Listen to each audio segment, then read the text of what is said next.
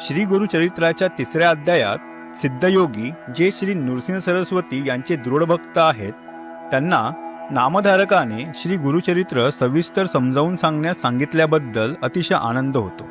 ते म्हणतात, श्री गुरु जेथे जेथे राहिले तेथे तेथे मी राहिलो व बऱ्याच लोकांना भेटलो, पण नामधारक हा पहिलाच भक्त होता ज्याने मला गुरुचरित्र समजावून सांगण्याचा आग्रह केला। ते नामधारकाला म्हणतात, श्री गुरुचरित्राचे नित्य श्रवण पठन केले असता भक्ती आणि मुक्ती, सुखयोग आणि मोक्ष यांची प्राप्ती होते। मनातील सर्व इच्छा पूर्ण होतात, पुत्रसंतान प्राप्त होते, गृहरोगादी पीडा नाहीशा होतात, बंधनातून सुटका होते। ते पुढे नामधारकाला श्री गुरूंवर दृढ श्रद्धा ठेवण्यास सांगतात। हे पटवून देताना ते म्हणतात, श्री गुरु मेघदूतासारखे आहेत। मेघ जलवृष्टी करतो, पण ते पाणी उथळ जागी साचत नाही, ते सखोल जागी साचते। दृढ भक्ती ही सखोल जागेप्रमाणेच असते। प्रसन्न झालेल्या श्री गुरूंनी मस्तकी वरदहस्त ठेवताच प्रपंच हा परमार्थ होतो। हे ऐकून आनंदित झालेला नामधारक त्रैमूर्ती श्री गुरु मनुष्य योनीत कशासाठी अवतीर्ण झाले हे सांगण्याची इच्छा व्यक्त करतो। त्यावर सिद्धयोगी म्हणतात, कलियुगात ब्रह्मा विष्णू महेश मनुष्य रूपाने पृथ्वीवर अवतीर्ण झाले, तेच श्री गुरु दत्तात्रय होय। त्रिगुणात्मक एकच मूर्ती, ती म्हणजे दत्तात्रय।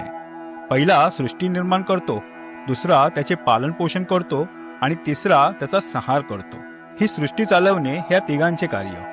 पुढे या तिन्ही देवांच्या पृथ्वीवर अवतार घेण्याचे कारण व त्यांनी केलेले कार्य या संबंधी बोलताना सिद्धयोगी नामधारकाला भगवान विष्णूंनी अंबरीश ऋषींवर आलेल्या संकटातून व दुर्वास ऋषींच्या शापातून त्यांची कशी सुटका केली याबद्दलची फारच विलोभनीय कथा सांगतात। ते हेही सांगतात, गुरूंवर दृढ भक्ती असल्यास ते भक्ताला संकटात असताना वाऱ्यावर सोडत नाहीत, ते त्याची संकटातून नक्की सुटका करतात। असा हा श्री गुरुचरित्रातील 3रा अध्याय फारच रंजक आणि आनंद देणारा आहे। आपण तो खाली दिलेल्या लिंकवर क्लिक करून ऐकू शकता। बोला तर, अवधूत चिंतन श्री गुरुदेव दत्त। श्री गुरुचरित्रातील 4था अध्याय त्रैमूर्ती दत्तात्रय यांच्या जन्माची कथा वर्णन करतो।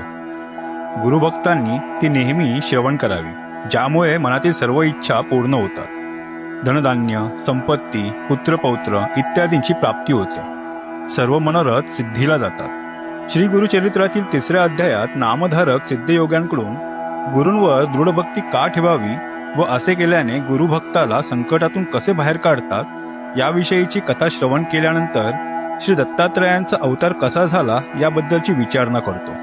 त्यावर सिद्धयोगी नामधारकाला श्री दत्तात्रयांच्या जन्माची कथा सांगू लागतात। त्या अगोदर ते नामधारकाला ब्रह्मांडाच्या उत्पत्तीविषयी व अत्रि ऋषी कोण होते याबद्दल सांगतात। ते म्हणतात, ब्रह्मदेवांनी सृष्टीची विस्तृत रचना करण्यासाठी मरीची, अत्रि, अंगिरस, पुलत्स, क्रतू आणि वसिष्ठ असे 7 मानसपुत्र निर्माण केले। त्यापैकी अत्रि हे दत्तगुरूंचे वडील समजले जातात। अनुसूया ही अत्रि ऋषींची पत्नी होती, ती थोर पतिव्रता होती आणि त्यामुळेच ती स्वर्गाचे सर्व ऐश्वर्य घेईल की काय अशी भीती सर्व देवांना वाटू लागली होती। या भीतीपोटी सर्व देव ब्रह्मा, विष्णू व महेश यांना भेटतात व अनुसूयेच्या पतिव्रतेबद्दल चिंता व्यक्त करतात। महातपस्वी अत्रींची पत्नी अनुसूया असामान्य पतिव्रता कशी आहे हे वर्णन करताना इंद्र म्हणतो, ती काया वाचा मनाने अतिथींची पूजा करते, ती कुणालाही विन्मुख करत नाही। तिचे अलौकिक आचरण पाहून सूर्यसुद्धा तिला घाबरतो, तिला उन्हाचा त्रास होऊ नये म्हणून तो मंद मंद तापतो, तिच्यासाठी अग्नी थंड शीतल होतो, वारासुद्धा भीतीने मंद मंद वाहतो, तिच्या पायांना त्रास होऊ नये म्हणून भूमी मृदू होते, ती शाप देईल अशी सर्वांना भीती वाटते, ती कोणत्याही देवाचे स्थान हिरावून घेईल असा तिच्या पुण्याचा प्रभाव आहे। हे सर्व ऐकल्यावर ब्रह्मा, विष्णू, महेश भयंकर रागवतात व तिच्या पातिव्रत्याचा भंग करण्याचा निर्णय घेतात। तसे करण्यासाठी ते तिघेही अत्रि ऋषींच्या घरी कोणत्या वेशात जातात, ते अनुसूयेची कशी परीक्षा घेतात, अनुसूया आपल्या पतीचे स्मरण करून त्या तिघांना कशी बाळरूपात आणते व पुढे ब्रह्मा, विष्णू, महेश त्या दोघांवर खुश होऊन कोणता वर देतात याबद्दलची फारच विलोभनीय कथा श्री गुरुचरित्राच्या 4थ्या अध्यायात वर्णन केली आहे।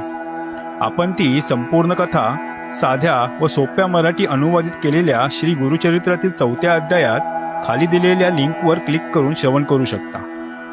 बोला तर अवधूत चिंतन. श्री गुरुदेव दत्त.